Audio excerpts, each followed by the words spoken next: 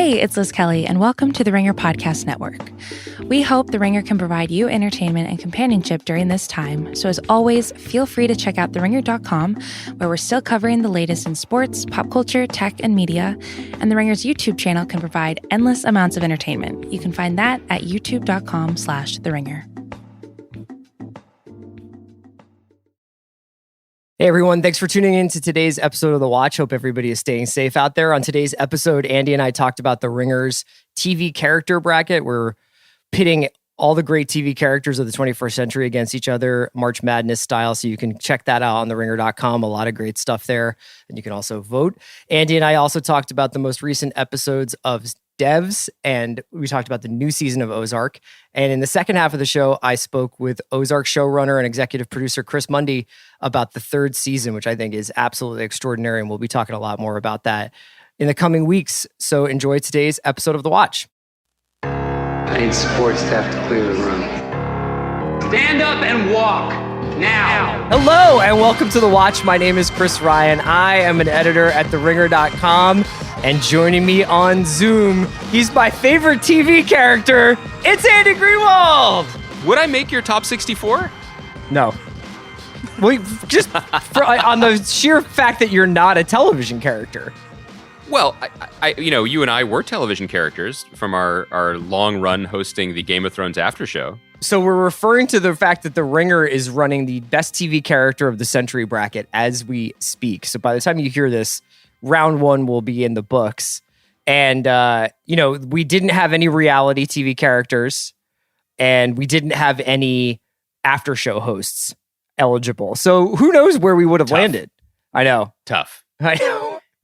I feel like my role as host of Hacking Robot, was a little more beloved than my role as co-host of After the Thrones. Yeah. Now, a lot of people, we are doing this. We're capturing this podcast today on Zoom, so we'll have some video of it. And a couple of people who chimed in after they watched our little Better Call Saul breakout, I believe, from last Thursday's pod. There was a couple of people in the mentions saying, "Get Greenwald a tripod for that microphone." Yeah. And Andy was. And what did you say to the people asking about that? Well, look, I believe in transparency. And so what I said was the truth. Or at least, at the time, what I believed to be the truth, which is that I left my microphone stand in the room you're recording in now in our last meeting pre-lockdown. In the CR salon, yeah. A meeting that was marked by your refusal to use your own tripod, which, again, fog of war and all that, seemed suspect to me over the last few days, that maybe you had actually not had one and had taken mine. So I just let the people know that, there was some open question as to where my tripod was and whose you were using. And then? I feel like that's the salient portion of the story. So you have a tripod and I have a tripod. How did that happen? I think that I think we did as good of a job with the tripods as we could have. We couldn't have seen what was happening or what was going on. As soon as we realized there was a tripod situation, we ordered millions of tripods. It's kind of like Devs. Yeah. It was like Devs. I think we're doing a great job with the tripod situation. I called Alex Rodriguez about the tripod situation. Should I keep this going? We may have too many tripods now. The truth is, That's right. Why aren't you asking these questions of Big Tripod? Greenwald, it's great to see you. It's Monday. Today Never on the show. Never apologize, Chris. This is the lesson of this era. Never apologize. It's working for you. We're going to talk a little bit about the Ringer's TV character bracket. We're going to talk a little bit about the fifth episode of Devs? Yeah. Yeah, the fifth episode of Devs. And then the second half of the show. Can we also talk about, Chris, I know you love it when I just freestyle a little bit.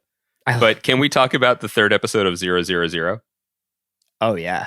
Yeah. I talked to today for a later podcast, Andrea Riseborough. No, you did not. Oh, yeah. We I'm just chopped jealous. it up. I guess you can't really say chopped it up when you're talking about 000. You could say it. I have a question for you. And again, this is the kind of stuff that back in the old days, maybe wouldn't have flown on the Watch Pod because, we kept it pretty straight up and down. But now, you're drinking out of a solo cup. I know. All bets are off. I just want you to ballpark it for me. Like, what were you more concerned about your wife walking in on? You opening your PlayStation 4 or video chatting with Andrea Riseborough? She didn't video chat. Unfortunately, Andrea was Vox only. She called in, but she was delightful and was like really, really insightful talking about her character on the show and that show. I would say that over the last couple of days, just as I was kind of like doing some back of the envelope math, 000 is probably Briar Patch excluded. Second fave show of the year. And the finale is the best episode I've seen of the year. Whoa. Yeah. Since we're talking about it and we've been doing it piecemeal, people weren't necessarily prepared. I'm loving watching the show. You're my Don Minu. Chris and I traded a lot of Don Minu texts over the weekend, especially because Don Minu, for an older fellow, really seems to take to quarantine. Like, he really makes the most of it. Yes. He gave me a lot of ideas about where I should keep my CCTV monitors. But he's living in the Italian breadbasket there. It's lovely. Yeah. It's lovely. The pecorino cheese that he could just reach up out of his hole in the ground to grab. We traded a lot of Don Minu texts. I really, really am enjoying the show. And I think that listeners can probably tell that some of the tripod issue was probably on some level connected to the fact that you cautioned me away from watching it. I think it had to be. Well, this is the second time that this has happened where I feel like I made a pitch to you, but then just kind of assumed you would never follow through with it. The last time this has happened is in a quasi-infamous moment in WatchPod history when you gifted to me on Christmas or right around the holidays. Yeah. You watched Ozark. I did. For me. And now Ozark's back. And I tried to watch it for you again. Long season pause. 3, or did you go through you were trying to watch season 2? No, I fired up season 3 for you. Okay. But wait, let's one show at a time. Yeah, okay. 000. I didn't think I wanted to know so much about long haul freighters.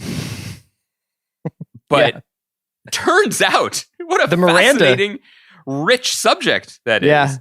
Yeah. I just from the location of the tools necessary to tighten the oil drums, you know what I mean? Or perhaps, if you're feeling frisky, to loosen them up. The detail is what makes this so great. And we've talked many times about the thing that seems to make or break shows in this era is just kind of knowing what shape box you're going to put your story into. And I really think to make a show like this, you have to have what appears to be one of the most expensive boxes ever constructed for a television program. That may or may not be true. It's an multi-country international co-production, so I'm sure they made it work. Much like the cocaine trade, it is a completely opaque international co-production.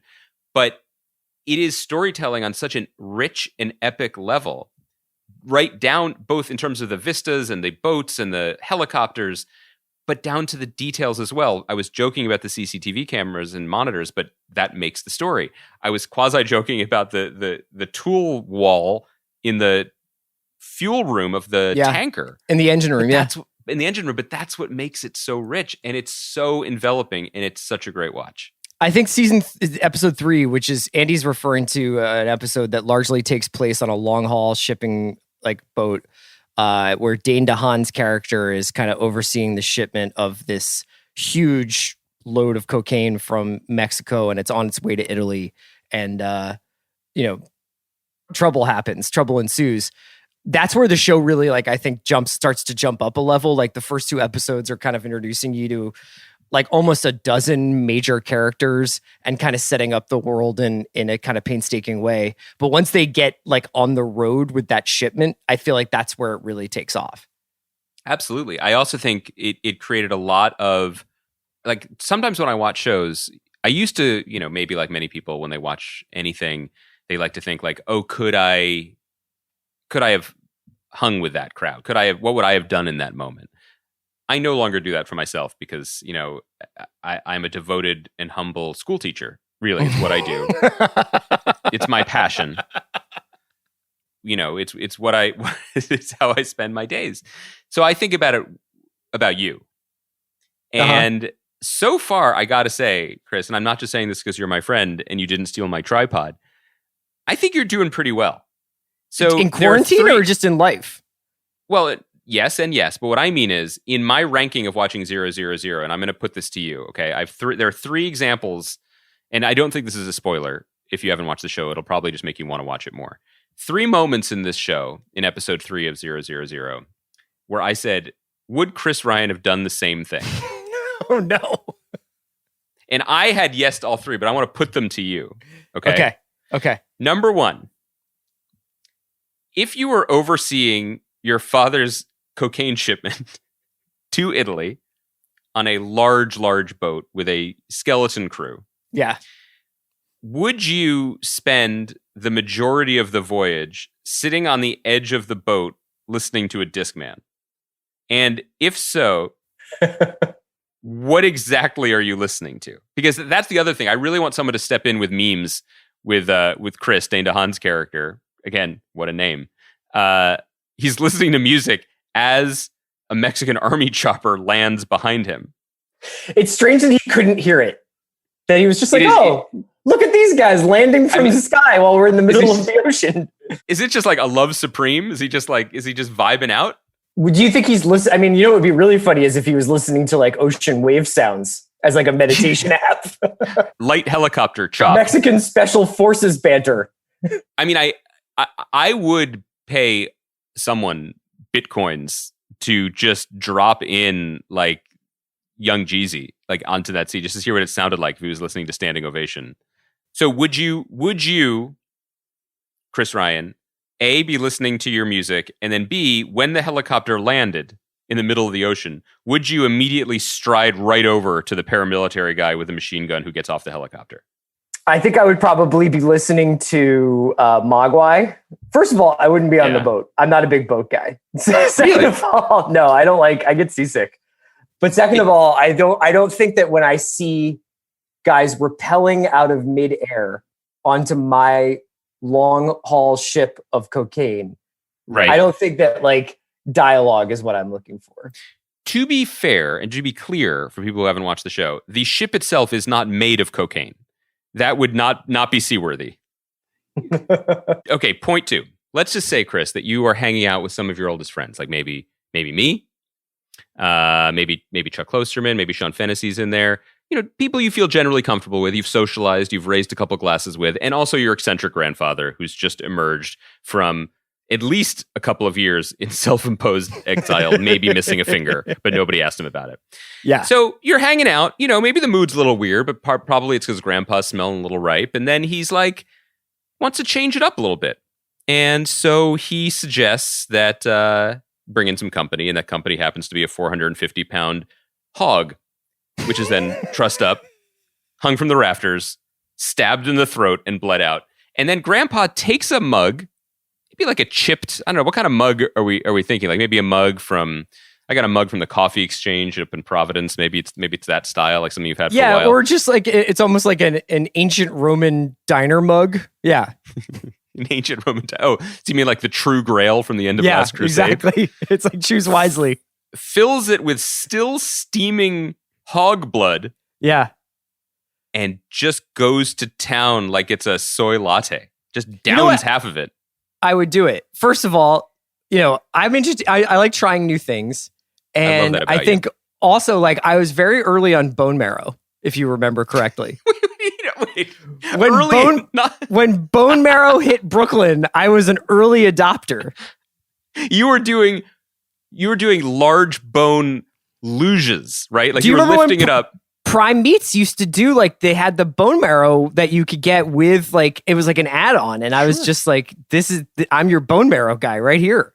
Add it. That's how people knew you up on Court Street for a while. Yeah. So you would Boney so M. Right. There he goes. Yeah. So once again, I'm right. Like if someone offered you a mug of hot, and I want to really stress this enough, it is body temperature hot straight from the tap, pig blood. Yeah. Your boy, Chris, quote, I like to try new things, Ryan. Just take a sip. And not one of those like baby sips either. Did I ever tell you the story about how right before I moved to Los Angeles, me and Zach Barron and Sean Fennessy and John Caramanica, three of my closest friends, we went down to New Orleans for like kind of a going away vacation thing for me. Did you meet with the Linwood family while you were there? No, I did not. But we did go on a sort of road trip outside of the city one day, and we stopped at a Piggly Wiggly because I was getting cigarettes, and I think I was getting Caramanica Dr. Pepper or something. So I wanted to pick up a pack of Camel Lights. And inside, the guy in front of me wearing a full sweat, like sweatsuit, velour sweatsuit, was buying like a pint of pig's blood. Wait. So you can get it like in a Go cup? Like, what do you mean? Like, I think I think you can do it because they use it down in New Orleans. I think it's like like you remember the Tony Bourdain Cajun country thing. Like they use it. Or you could make like boudin out of it. Yeah, exactly. Like so I think that things. guy had an end point, like another use for it. It wasn't just a beverage. Did you pause? Did you say, "Excuse me, sir"? It wasn't the weirdest thing I saw in Louisiana that week. So I think by that point I was like, I had already thought I saw Dr. John like 3 times, if you know what I'm saying. And so I was just like, let's just roll with it. Plus the cigarettes were really inexpensive. Okay. All right. Yeah. Last one before we're done with 000. This is the 000 personality test. I like that we're doing this. So far, you are passing with flying colors. You would do great on the show, like I believed you to. And again, I assume nothing weird or bad happens for the rest of the run, 3 episodes in. So this is the nadir of stuff. No, it's really heartwarming. It's kind of like Parks and Rec. So you are doing again, we're not going to spoil it. You're doing some kind of double, if not triple cross, and you can't let people know that you let someone escape. Mm-hmm. So you have to make it seem like you were in opposition to them. Is the first thing you do, I want to stress this, not the second or third. You don't look around to see if anybody saw you. You don't like weigh your options. With the practiced assurance of Russell Westbrook pulling up from half court as the buzzer's going, you pull a handgun, hold it to your own shoulder, and pull the trigger. I don't trust my aim enough to do that. That's the thing. So I honestly feel like I would shoot myself in the heart if I did that. Right. And my thing is, even if I had gamed this out, like worst case scenarios for a Tuesday night. Yeah.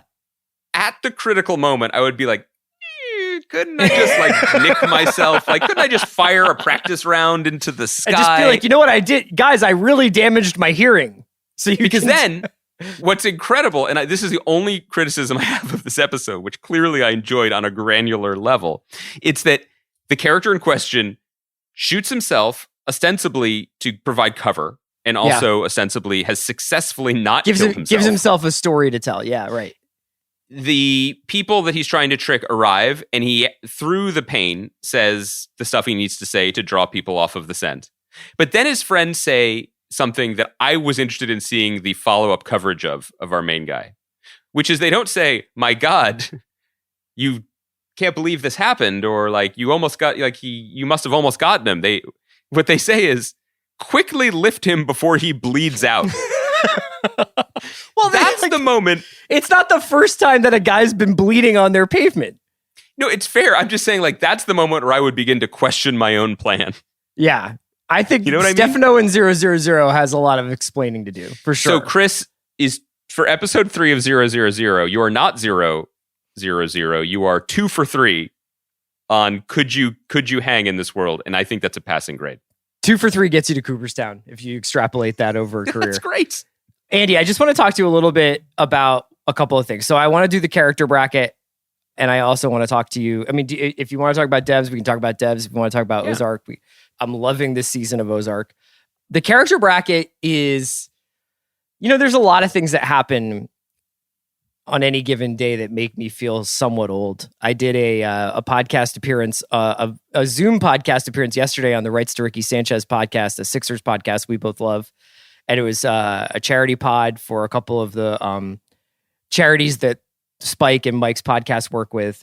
and the chat, because there's usually like a chat in Zoom, was really savage about my aging. Like they were just like, you look like Adam Silver's dad. So that made me feel old. But nothing has made me feel older than this TV bracket. And watching some of the recency bias, but also like the lack of respect for institutions that we're seeing in the voting. So talk to me. I mean, the big thing is that BoJack the Horseman, or BoJack Horseman, Nope. is it? Wow, Dad. BoJack the Horse beat Kendall Roy. Well, that's not recency bias. I mean, the show is called But BoJack I think the it's Horseman. like more. It's more about like Kendall Roy is a kind of classical anti-hero character, and while BoJack is also an anti-hero, I think his like Daffy, like it's a horse who struggles with depression, is kind of a little bit more newfangled. Wouldn't you agree with that? I'm going to defend this one. I'd like you to bring up other ones, which I will roast savagely, which I will hang from the rafters like a pig and bleed out into our waiting mugs. This one, though, I will defend primarily because Succession, at its heart, is a ensemble show. So it is possible to love Succession and appreciate Succession while not individually championing Kendall Roy. Okay. BoJack Horseman is the lead character of a show called BoJack Horseman. You can't. It's just, it's are you a fan of the system or of the star player? So that's an interesting point. So let me turn this around on you after you so eloquently just excused away Kendall Roy's being vanquished in the first round. How do you feel about by an animated horse? How do you feel about Cartman from South Park beating Fleabag from Fleabag? It's disgusting. Burn the young. You don't deserve this world. That's not the Young's fault. We're fucking responsible for South Park, right? I've never taken ownership over that, just like I never took ownership over the tripod issue. I mean, look, do I find that abhorrent? Yes. But again, it's a numbers game. You know what I mean? And South Park has been a popular show for 20 years, and Fleabag has been a critically adored cult hit for 3. It's not fair. Well, I mean, you're really Steve Conrackying me here. Like, I thought you would have like hotter takes. The big one that was disappointing for me, but I think was a matter of seeding, was that Leslie Knope from Parks and Recreation beat Boyd Crowder. Like, tagged Boyd Crowder, vaporized him. I mean, the other thing is, I imagine, I'm a numbers guy. You know what I mean? Like, I worked next to 538 for a while, and so I really feel like I picked up some of that sensibility. That's right. And I wonder if there's a correlation between GIF search results in all of this. Whereas like Cartman, like Leslie Knope is, even for people who haven't watched the show or haven't watched the show in a while, is a kind of go-to reaction meme. Yeah. Yes, and a kind of an iconic character for a certain type of personality and a certain type of internet conversation. And so that kind of makes sense to me. Shout out to me for using the phrase go-to reaction meme and BoJack the Horseman in the same podcast. People don't understand. Maybe I should get on that long boat to Italy. People don't understand that everyone is using this. If you're fortunate enough to be home and safe and well, and even a little bit bored, as some people are, like, people are using this time in different ways. And I'm doing it raising my children in the same way that, like, the island raised the children of Blue Lagoon. Like just natural law and things. Is that a bad example to use for children? I don't remember. I honestly don't remember how Blue Lagoon panned out. I think okay. I don't remember. Yeah? Anyway, I definitely, on a hike this morning with my children, was gaming out the odds of whether what they were walking through was poison ivy. But not with like any sort of like sensibility, not with, there's no Shazam for nature, which would really help me. But I was like, it's probably fine. It's probably fine. Anyway, people don't realize when I was texting you, asking you about your weekend, what you were up to, you were busy becoming a meme lord. That's because right. I did hit you with some great memes. You hit me with great memes. Like, you had them at the ready. You had Judge Janine. Like, that was still fresh. Now that I'm spending more of my life on Zoom than off of it, I have to Right. find different backgrounds. So I Judge Jeannie from her home broadcast is a pretty good reaction meme, and Mayor Pete with the self-isolation beard is pretty good too. The Janine thing though was just amazing to me because that was as fresh as pig's blood in episode 3 of 000. Like it was still steaming. That had just happened when you sent me that. I know. Anyway, who are you really pulling for in this character bracket? Like what are the ones that will really upset you once we get through this what first? I'm interested in is that, so one of the things that's been sort of fascinating talking with a lot of different people about the pod I did with Chuck, Music Exists, which is still, we still have episodes coming for the next few weeks, and that's on Spotify, and where we talked a lot about the relationship music's had to our lives over the course of our lives. I think it made me sort of question a lot of things that I felt were like self-evident about like not even like the canon of music, but just sort of like rites of passage that everybody must go through, like whether or not they have a punk phase or whatever. Mm-hmm. And I think that you and I, over the course of the years of doing this podcast, just assumed that most people who were engaged in with television also went through a certain television curriculum, more or less. You know, at some point that they would watch a Mad Men or Deadwood or any. I mean, like we've gone over these shows, but I think you kind of just assume based on what you read on and what you see on Twitter and just like the discourse around television that there are these staple shows. So it's been kind of interesting to see something like, for instance, one of the most fascinating results here is that NoHo Hank from Barry, a character I love quite a bit, is beating Al Swearingen. Yes, that is an example of recency bias, I think, without question. You know, I think you could throw a couple things into it. One, more than anything, recency bias. People really love that character. I think he passes my meme test. He sure does. He is more likable, I would say, than Al, who is not the most lovable figure. But I also think you are speaking to something really I mean, he's more true. comical. He does is involved in some pretty dark shit too. But he keeps a winning smile, great positive attitude. He'd be great. He'd be great in Zoom meetings. People haven't the dirty secret, which probably isn't dirty nor really a secret, of this golden age of television where we're all, you know, you and I are always pining for the monoculture or whatever, talking about the shared canon. People haven't watched everything. Sure, you know, everyone has blind spots, but people, I think, tend to have pretty large ones. You know, you've copped to the fact that you haven't watched all The Sopranos. I was talking to a friend who is the head of a studio in television and was using this time to watch Mad Men. Oh, really? Yeah, I mean, it's just not possible to have watched everything, you know? So that'll be interesting to see how that plays out. I want to ask you, and we can obviously keep tracking this, right? Because when is this poll going to be done? So by the time you hear this, round 1 is over. So we'll go to round 2 tomorrow, and you can find Andrew wrote a great opening piece for it on The Ringer, and we have like complimentary pieces running all week. Kitty Baker did like a really cool interview with Cather Donahue, the actress who plays Lindsay on You're the Worst, who unfortunately lost in the first round, but it's a really fun interview between Katie and Cather. Who, Chris, when you heard about this, and obviously you were probably involved in some of from the ground up, without thinking about it too hard, without like poring over your notes or your own DVD library or whatever it is that you have, what was your answer? Who's the best character of this century? Like, who immediately popped into your head?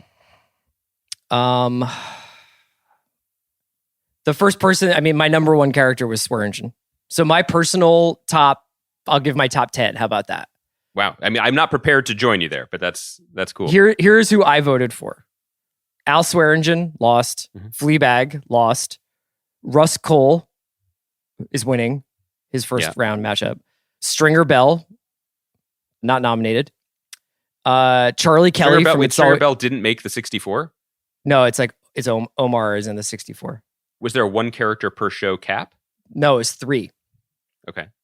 So Ron Swanson and Leslie Knope from Parks both made it. But Stringer Bell, Charlie Kelly from It's Always Sunny in Philadelphia, Tywin Lannister from Game of Thrones, Gus Fring from Better Call Saul and Breaking Bad, Paperboy from Atlanta, Tim Riggins from Friday Night Lights, and Larry David from Curb Your Enthusiasm. That was my top 10. Strong list, friend.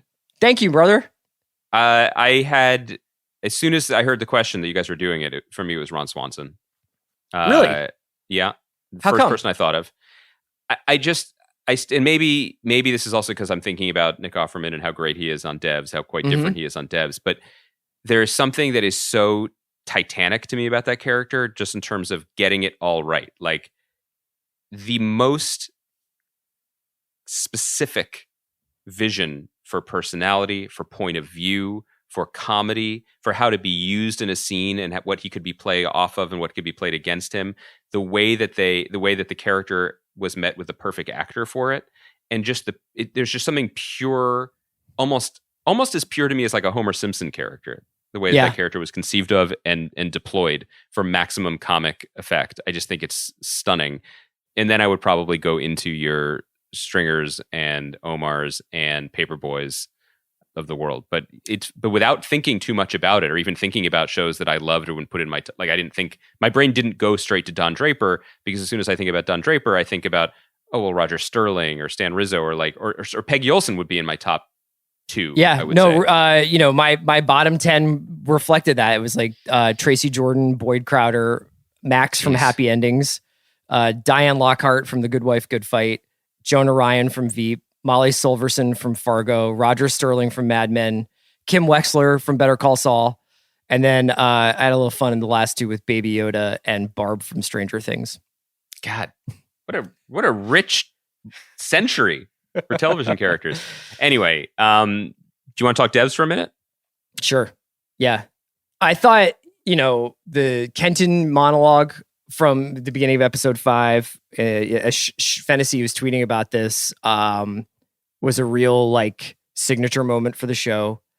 I remain a dedicated reader of the devs Reddit boards. Oh yeah, what's going on there? In an attempt. Well, the devs Reddit boards, man. I gotta admit, maybe I'm a little rusty, but it's kind of going over my head a little bit, in terms of some of the stuff, the theories that they're talking about. I grasp what's at stake, and I grasp loosely what I think that they're trying to do on this show. But some of the theories, I am the guy who responds to the guy who starts the Reddit thread, and he writes, there's actually literally one about the dead mouse scene in episode 5, and a guy writes a 750 word mini essay about it, and then the first comment is, I can fuck with this. And that's me. I'm just the guy who's just that's the discourse. I can fuck with this. Yeah. I mean, it's what a haunting episode. I think I find myself a little bit grabbing on to characters like Kenton, who feel a little bit more of our world. But I imagine that everybody is approaching this show in a different way, and it still remains this sort of totem of mystery on TV right now. What a miracle that it's even on. Yeah, I think that, again, my main takeaway is that the show is beautiful and thought-provoking and haunting and unlike anything else. Not just the Kenton speech, but thinking about how truly chilling it was and disquieting and relevant at this particular moment in our time. Not so much about what he says about Chinese dominance, but about American, what's the opposite of dominance? Well, just the idea of the cascading effect. It's right. How do you respond to cascading? Exactly, and then the way that the scene was so beautifully framed and shot, it's just stunning to look at. This was an episode where I thought the show is extremely cerebral, and I think that's obviously where Alex Garland does a lot of his best work. So again, using purely cerebral way of looking at it, this was also a very smart storytelling package to give us story moving in a couple different directions at once and filling in some gaps. The downside of that cerebral storytelling is that when the show focuses on the emotional moments, unless you get something like playing unspeakable horror and tragedy off of Nick Offerman's incredibly evocative and performative and emotional face, it leaves me chilly. So Lily and Sergey meeting cute and saying they loved each other did not have the same effect on me that it had on Alison Pill watching it on her past transmitter. Sure. I mean, I wonder whether or not that's sort of the point, is that the sort of emotional beats that we're used to hanging our coat on in certain shows are now we're being shown the hollowness of those moments because of their malleability and the space-time quantum physics world that we're playing with. Right. I mean, that's an aspect of it. She's watching it on TV too, and it's having an effect on her, which is in itself kind of interesting. The thing that, of course, I'm sure I'm not alone, that really stayed with me after the episode was just the beautiful way that Alex Garland filmed told the story of a multiverse, Mm-hmm. right? Where the 1 second of difference, Forrest's family returns home safely, and they're happening almost overlaid on top of each other. And again, that is an extremely provocative thought, particularly at this moment in time, that, if one thing went slightly in a different direction, where would it have left us, and how tantalizingly close that alternative present can feel. So do you feel like it's necessary to have an understanding of what Forrest and Katie are trying to do to fully to what extent do you feel compelled to understand this show versus let this show wash over you? I feel zero need to understand it more. Do you understand I think, it's funny. I would have said yes. Is there a version of you that understands it? Definitely. It's interesting that you say it like that. And I think that prior to you asking the question that way, I would have said yes to the degree that I need to. As you phrased it, do I know what Forrest and Katie are up to? I realize I don't know their end game for projection or revision. Is their end game to jump train tracks, tram lines, as he says, into a different one where something happened differently? I don't really know. Was his goal to just watch what would have happened to Amaya? Could he watch her future? Could he watch her past? Or how is he going to get her? I don't actually know, I realize, as you asked me that question. But I don't feel any need to. I actually was pleasantly surprised to realize this was the 5th episode, because it's not a chore in any way to watch it and to watch it week after week. It did make me wonder, and I'm gonna throw this at you unprepped. Is this the Dev's personality quiz? No, but I was wondering, obviously, I can't be the only one who, when thinking about the multiverse and the tram lines going in different directions, if so there's a little bit less Russian disinfo in 2016, how things would have shaken out. And I was thinking, because I've been on my walks and runs outside of my own self-quarantine here, doing a lot of music on shuffle. And I was thinking about if things had gone differently in the last presidential election. I was thinking of whose careers, and this sounds a little glib, so I hope you'll allow it, because I'm just kind of riffing here. I could think of 2 people who I feel like their careers were in some ways derailed. Not that they can't bounce back, not that they're not still successful, but that they were primed for a run that the world and the world's appetite for what they were peddling changed drastically. Okay. After the election. One was our old friend from New York, James Fallon. Not really our friend. But I don't think, he's still on TV every night, and, NBC's very happy with his work, and that's great. Seems like a nice guy. But, he was dominating in the late night wars, and Tonight Show is doing great, and everybody loved it kind of paved the way for Colbert and more polemical late night hosts. He just wasn't really made for this moment, which is, I don't even mean as a ding against him. I think he would probably admit the same thing. The other one was someone who came on my earbuds the other day when I was running, which was Chance the Rapper. Do you have any thoughts on this? I think so. You think that Chance the Rapper's career was derailed by the election of Trump? Yes. Wow, you really are spending a lot of time by yourself. Yes. No, actually, I've not been by myself in 3 weeks. But sometimes, that part in the first Star Wars where C-3PO is like, if you won't be needing me, sir, I'll power down for a while. Sometimes I do that. Yeah. With my family. Yeah, because I was listening to Coloring Book, which is just still a phenomenal album. And he's just tap dancing over all these styles, and he's such a consummate showman, and he's kind of like Fallon, and he's telling his truth, and his truth, it can be fun, and it can be sometimes kind of dorky, and it's whatever. And then something, I was listening. I'll just give you my full story here. I was running up a hill, shouts to Kate Bush, and Smoke Break came on from Coloring Book. It was him in Future. It's a great track. I was loving it. And then as I was listening to it, the image of the 2 Forrests from Devs 5, one walking towards his family and one marching off in impossible grief, came into my mind. So I don't know whether that speaks more about the way my brain is right now with Chance the Rapper, or specifically the way Devs is playing with my mind.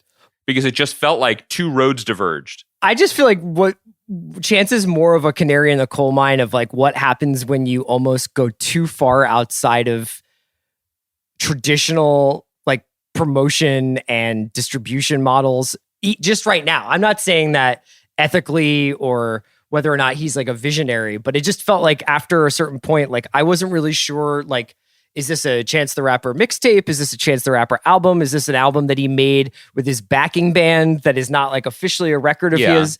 And it's almost like, I mean, that happens with artists, like where they have that moment. You and I were huge Guided by Voices fans.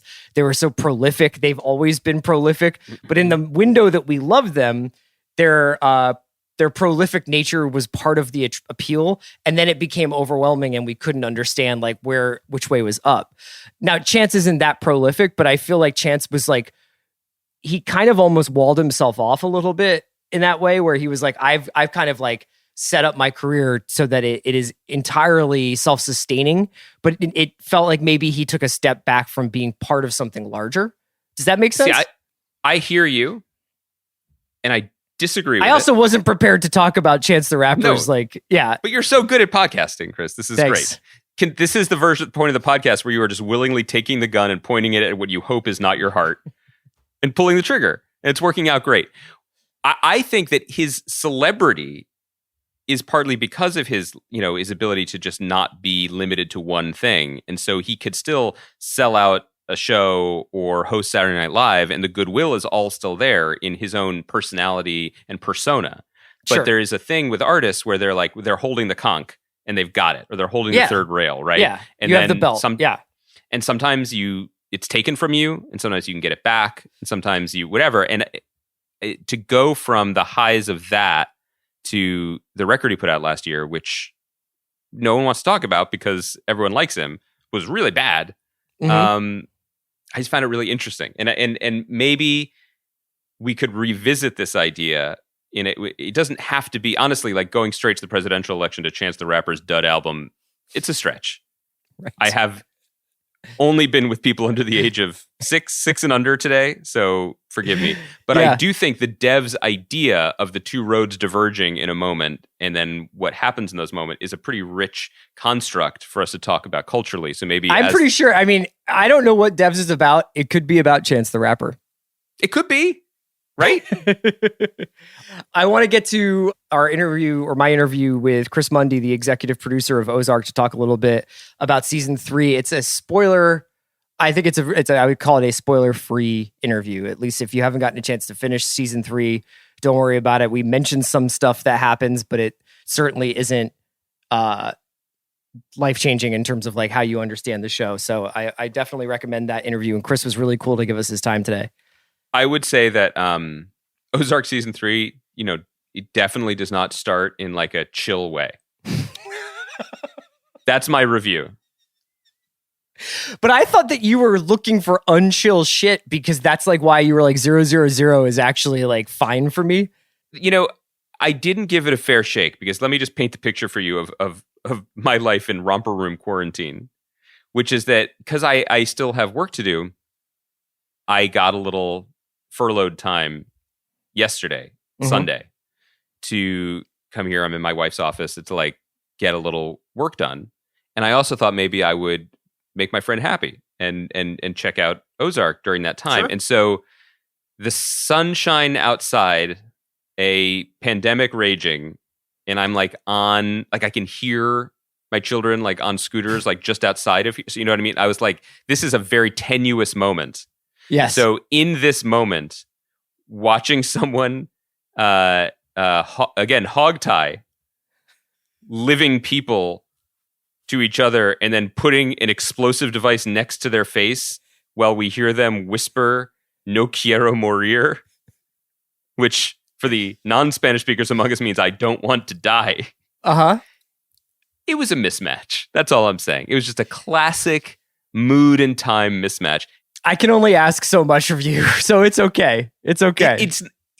I am in no way commenting on the quality of the show. And no, I actually think that season 3 in some ways might be the best season. What it reminded me of was the thing that I really, really loved about Ozark season 1 and all the episodes I've seen is the commitment to the bit. What I mean is the show is so wholeheartedly what it is, and it never shies from the more insane choice, in a way that is. Chris talked about that. He talked about how, because I asked him a lot about, one of the things that really drew me to the show in the first place was how Ozark never seemed to leave stuff for later.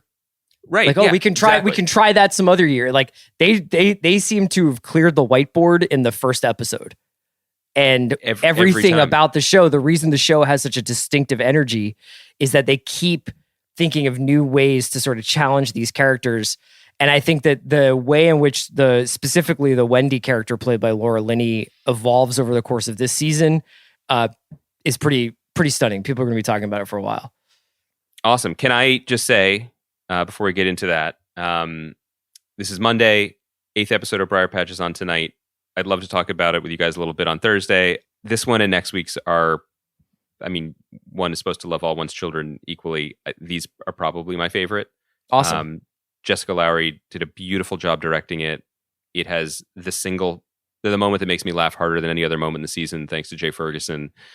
I just really wanted a dance party on the show, and we got one.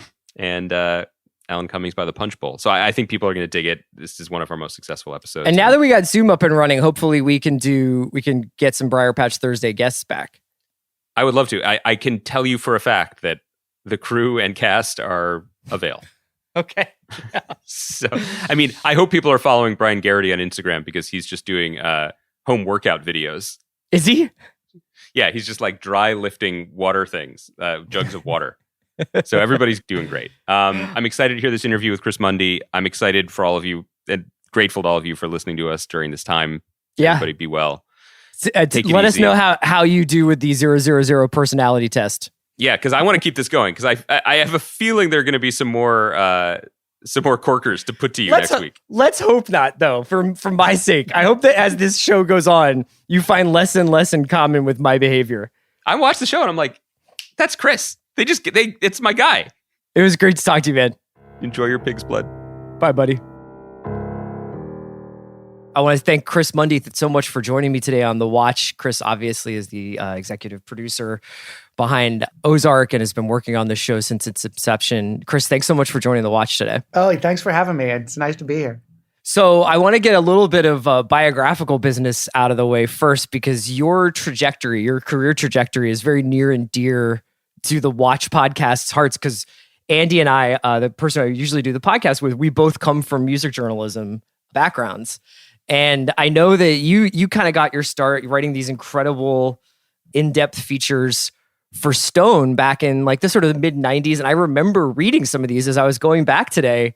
How did you make the transition from journalism to TV writing in the first place? I almost by a sort of a happy accident. My wife was also a magazine writer and decided to it was right as we were getting married, and decided to go to law school. And she and we were living in New York, and I was writing for Rolling Stone, and I'd been there for 10 years and with no intention to ever leave the city or the magazine. And she ended up going to law school on the West Coast. She went to Stanford, and we were just supposed to zip up to Palo Alto and then zip back to New York. And I was still writing for the magazine, but I was sort of displaced. And she was like, well, you'd like to do some of this other kind of writing. And I was a fiction writing major in college. And she's like, well, we're in California. Why don't you just start writing for TV? And I was like, but we're in Northern California and I've never done it before. And I just kind of did it on a whim and mailed something off and that I wrote kind of quickly and got my first job. And next thing you know, we haven't gone back to New York. It's been very strange. And I suddenly accidentally have a whole second career. So that first job was that Chicago Hope?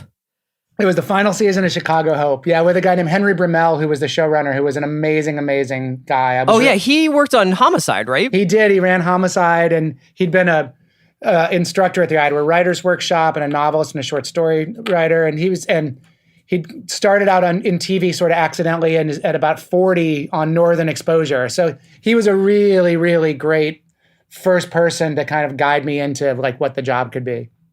And did you find that, coming from a journalism background, because I wonder whether going back to the 1930s with people like Ben Hecht and there's this tradition of journalists becoming screenwriters, but I wonder whether there's just there's good habits built up.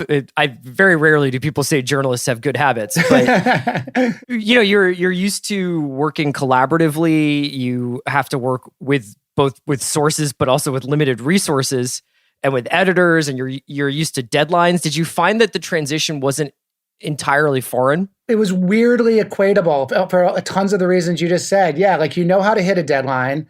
You go out, if you're doing a profile of someone, you've got scenes that you've got to figure out what scenes you're going to use. You want to show, you don't want to tell.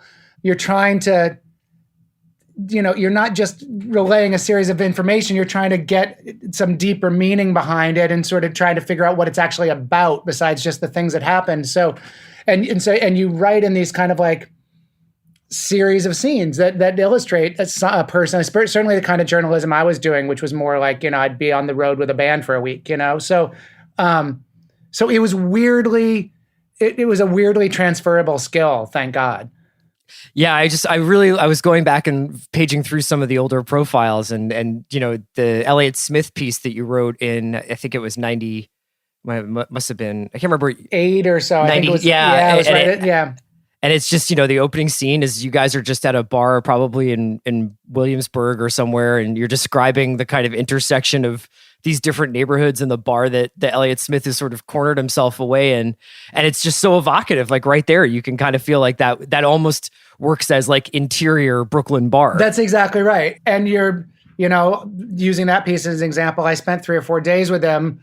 So then you're like filing through your brain being, okay, what thing that we did is best sort of sets the scene. You know what I mean? It's a weirdly similar skill, So and I loved that job. And I love this job. So yeah, you've worked on since writing for that final season of Chicago Hope. You've worked on all these different shows. You worked on network procedurals. You worked on Low Winter Sun and Hell on Wheels at a time when I think we were kind of referring to it as prestige TV. And now we're kind of in this peak TV streaming era with Ozark. To your experience, how much has the day-to-day changed for you? I guess obviously you have different roles on different shows, but have you noticed any like functional changes on the day-to-day basis as the industry itself has changed so much? Not really. I mean, the biggest change for a lot of people, certainly for me, that did network TV at some point is just, I was on Criminal Minds and there was one season we did 26. We were almost always doing 22 or 24. So, and we'd start up, all the writers would start together on like June 1st, and you'd be filming by mid-July. And so on a show like Ozark, we're only doing 10 and we won't start shooting until about 4 months after we've all been together. You have time to try to really build a layered story that it's just harder to do in network just because of the sheer demand of it. So that's the gigantic difference. But in terms of besides that, the way a room works, the way a set works, no, it's all kind of the same. I mean, I love being on something like Netflix where you're not writing to any commercial breaks. Sure. That's so much more liberating than say, whatever, swearing or violence or nudity or whatever. You can say like, oh yeah, you have freedom in that way, but really not writing to sort of artificial stoppages and allowing the story to just be. That's the biggie. That's the thing that's really great. In the absence of having commercial breaks and the absence of knowing you have to fill out 20, the idea of writing 26 hours of television is almost inconceivable to me now, or in the course of just one season. But internally in the Ozark writers' room, what are some rules that you would feel comfortable sharing that that you guys have introduced to the specific world of the show itself? I'm always really fascinated to talk with writers about, we have these set of rules like of what an episode of our show can and can't do or should and shouldn't do. Do you have anything like that? No, it's funny. We have a stated rule that's the opposite. Like anytime we feel like it's something that we would never want to do something just because it's what we do. And so, season 1, we had a flashback episode that was 10 years before that was really important to our mythology in our mind. And we did it out of chronological order. We've always tried we'll do scenes with characters you've never even seen before on their own, which some might say isn't the wisest thing to do, but for us, if it works, it works. We really want to make sure we don't have a mold. And, we've had a little bit of magical realism. And, Russ, Wyatt's uncle, showed up 2 different times as a dead person in season 2. And just because we loved those scenes and we wanted to be able to do them. And we spent a lot of time with Mark Menchaca, who plays Russ, and having him play guitar. And we were like, oh, and Russ could play guitar in the scene too, because Menchaca's amazing. So, but we really want to make sure there's no, that we don't get into a pattern of saying like, oh no, we can't do that.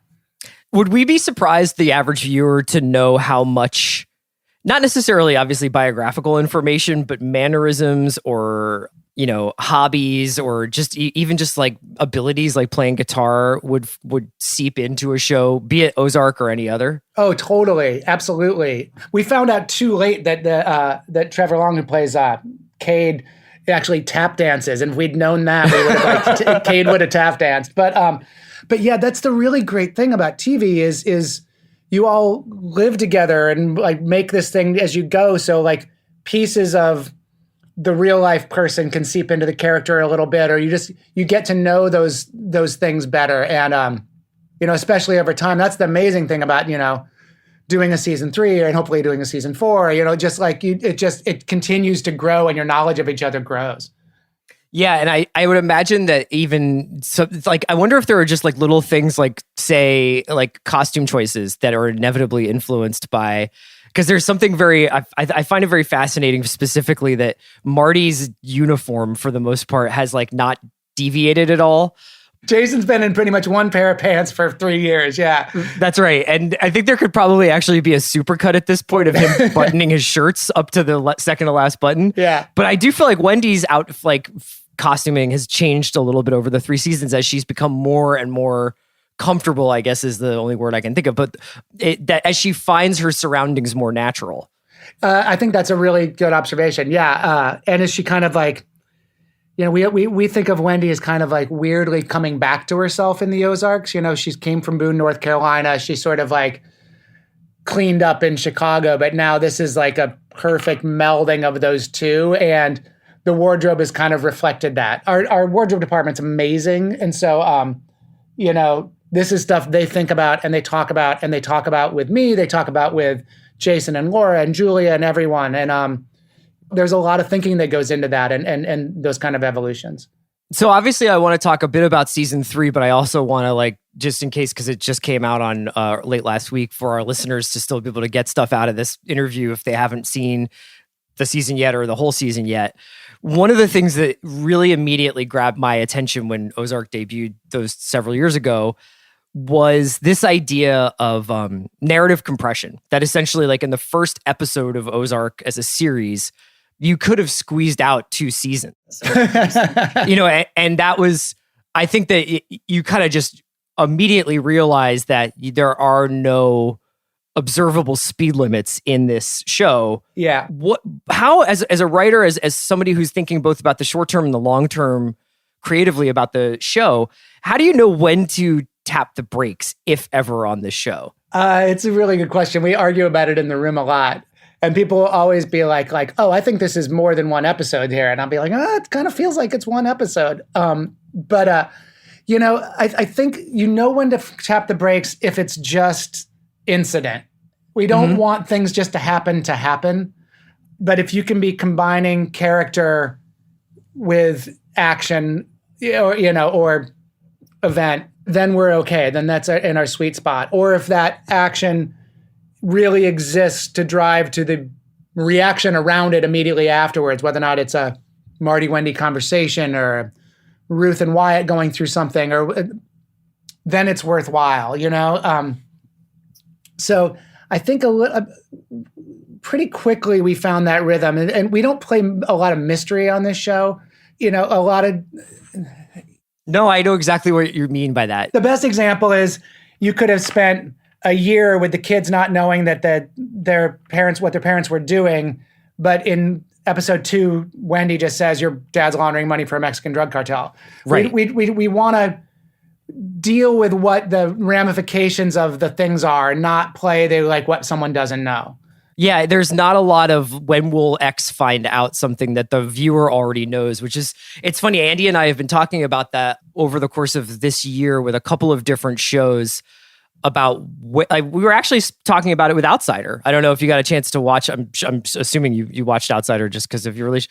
But we were talking about how interesting it was that at various points in Outsider, the viewer knows more than Holly, the Cynthia Erivo character, and how disorienting that can be at times. But Ozark is kind of the reverse of that, where I feel like the characters are really the tip of the spear. We're never ahead of them particularly. Yeah, no, it's very much on purpose. It's very much just driving at like everything is out there and open. So now what are the human emotions, reactions to that knowledge? Yeah, I was looking back at an interview you did, I believe in Variety, where it was an interview you did with Peter Gould, and you said something really fascinating where you said if you're making a decision based on, oh, this is a franchise of the TV show, it's probably going to be a bad decision, but you're thinking like a business person then, you're not thinking like a writer. When you guys were making season 1, was there a part of you that thought maybe that would be the only season of Ozark? And how did it change once you realized, no, this is something people are pretty invested in, and it needs to be sustainable? You know what? We just always thought it was going to keep going. I think you kind of have to. I mean, even if you're living in denial, but from the beginning, I just felt like, obviously Jason's so good, both as an actor and a director. I remember saying when we found out Laura was going to do the show, that she'd agreed to play Wendy, like we came into the writer's room and I actually said to the writers, like, oh my God, we got Laura Linney. Like, it's not okay for us to suck. Like, and I didn't know Julia's work before this, but immediately in seeing her, you knew how good she was. So like, we just sort of felt like we needed to operate on the theory that we were going to get to keep going and we were going to be lucky enough to keep doing it. And sure. So that kind of stuff luckily never came into our brains. It was always just like, of course we're going forward. Who's the character who's surprised you the most over the last 3 seasons? I guess in terms of if I had asked you, the third week of season 1 writing, where do you think Wyatt's going to be in a couple of seasons? Who do you think was the person who you've been most surprised by their arc? It's funny. It's not a surprising answer, but I would say Wendy, just because, I mean, honestly, in season 1, they've all evolved. Like we talk about the fact that the first time you see Ruth in season 1, she's a maid at this little crappy motel. Yeah. And when the first time you see her in season 3, she's running a casino with Marty. So everyone's had an evolution. But, Wendy's character was this kind of like woman from Naperville who was kind of, probably on a few committees. And even when they first moved to the Ozarks, it was kind of, well, maybe I'll get a real estate license. Sure. And so we've just really tried to chart that and step her evolution out in ways that felt real. And but the extent to which she sort of has come into her own. Laura said something really interesting early on in season 1, that she feels like the interesting thing about the show is none of these characters know themselves very well. Sure. But Wendy's self-knowledge has come on a little stronger than some of the others, because it's like I said, it's just kind of this perfect combination of Boone, North Carolina and Chicago in this other location. And so I wouldn't have been able to say season 1 that she was going to end up where she is. Like, whereas Ruth, instantly in the room, Ruth was all our favorite character, this like 19-year-old girl in this world of sort of overly masculine men, but yet she was the most powerful and almost like this feral creature. I mean, we loved that character, and we knew, and especially once we were so lucky to have Julia be so good, we knew we were going to take her places. We didn't know where for sure, but we knew, like, if we were smart, we'd take her places. So the Wendy evolution. So sorry, I'm a long answer, but no, it's fascinating. It's been really fun to have the Wendy thing just play out in kind of real time, and yet look where we are now. Do you need Jason and other characters or other actors on the show to necessarily agree with Laura's view of that, or is that more of just a sort of her way of looking at it? Because I think one of my favorite things about the show is, regardless of how much the characters know about themselves, what the show is really about is we don't know anything about ourselves until we're in situations like this. Yeah, I agree. Yeah, I know. I actually think that, season 3 was really built on this of differing points of view, and I would hope that half our people think one person's right and the other half think the other person's right. Do you know what I mean? Yeah. Because coming out of season 1, we had a real kind of physical cliffhanger because Dell had been killed and what the hell was going to happen. And really coming out of season 2, it was very much an emotional cliffhanger of, oh my God, wait, who am I married to? And we built the season on that emotional cliffhanger. Or we tried to, to whatever success we had. Yeah. So, and it's not an interesting story if they're not each right in a certain way.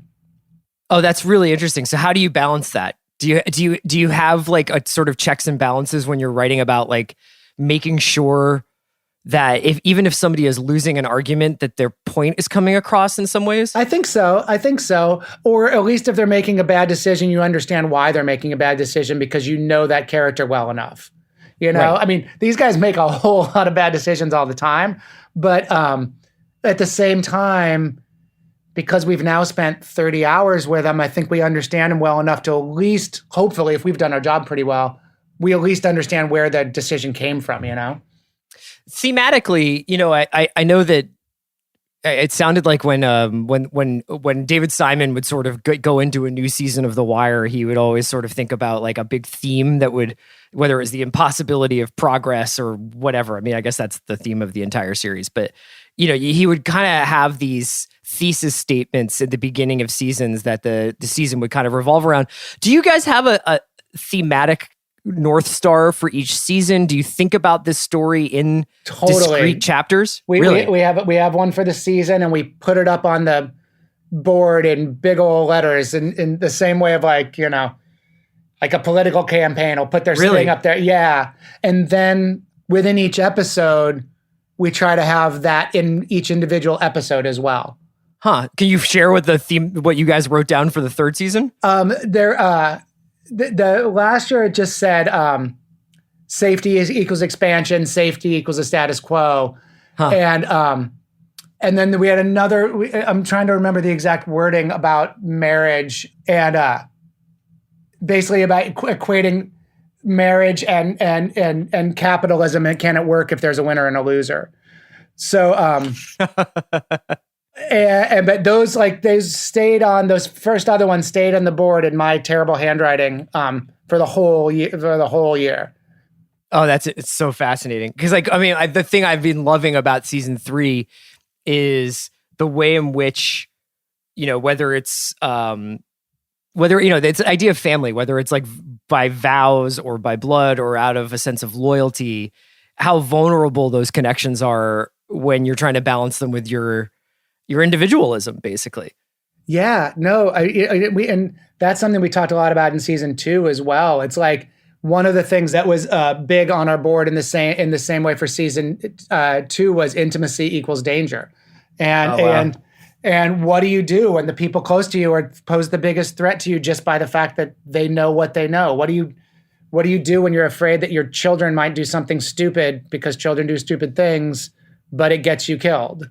There's a lot of really good stuff to play with in our world, Did you feel like there was anything in this season, I guess maybe from the earlier part of the season, just because in case folks haven't had a chance to finish it yet, but what was your favorite moment from the earlier part of season 3 to see come to life? It's a good question. There's different things. Like there's a conversation on the lawn between Jason and Laura in episode 1 that really lays out everything we're talking about. That was really fun because they're both so good in it, and it really kind of like staked out our season for us in a way that felt organic and not just like a writer with a bunch of exposition just because they're so good. The fact that we actually had REO Speedwagon on that boat,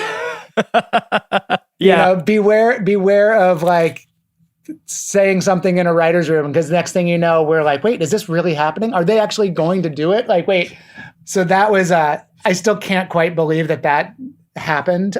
One of my favorite throwaway lines of the season is definitely when the REO Speedwagon tour manager is like, so you want us to launder money? Yeah.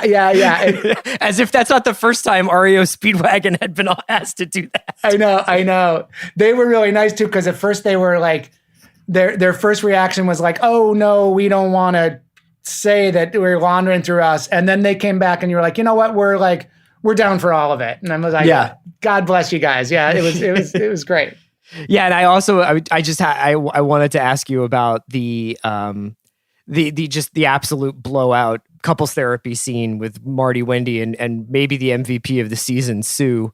Oh my God, Sue. Yeah, where did you find Sue? Sue, like it's this woman, Mary Louise Burke, who's been like a Broadway staple forever. So our casting director Alexa Fogel is just. Oh, Alexa's been on our show before. She's a legend. She's the greatest. Yeah, I mean, she cast The Wire. Speaking of The Wire, and but so Alexa, brought her and a bunch of. There were like so many good Sue choices, but she's so funny. But yeah, that scene, that's the other scene I probably would have mentioned as the thing getting to see come to life, because that fight was always a big tentpole in our season. We knew we were going to do that, and we knew it was. Everything we'd built from the end of season 2, we didn't want to have that fight right away. We wanted it to like simmer underneath the tension and come out mid-season. It's literally the start of episode 6. So it's the first scene in the second half of the season. Yeah, that was like watching like an NBA All-Star game or something where people are just throwing each other alley-oops. Chris, thank you so much for joining the watch today. I'll let you go, and I really appreciate you taking some time out to talk to us.